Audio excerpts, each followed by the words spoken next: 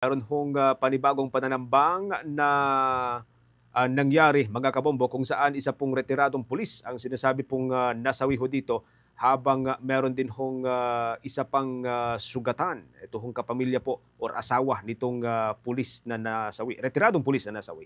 May update po dyan ng Bombo Radio Coronadal.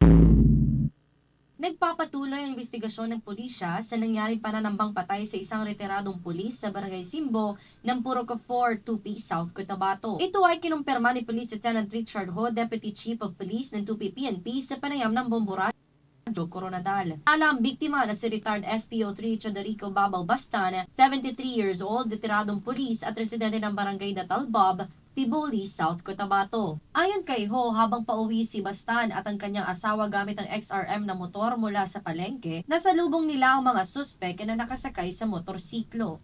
Nabatid na nakabangon pa si Bastan pagkatapos ng unang pagbaril, ngunit binaril siya ulit ng mga suspek at pinaulanan pa upang matiyak na mamatay ang biktima. Tinamaan siya ng 3 bala sa iba't ibang bahagi ng kanyang katawan.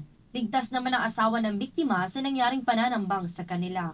Samantala, nalaman na matagal nang binabantayan ng mga suspek ang biktima dahil alam nila ang kanyang pang-araw-araw na gawain nito. Sa ngayon, patuloy ang investigasyon ng Tupi PNP upang matukoy ang motibo ng pagpatay at mahuli ang mga taong sangkot sa krimen.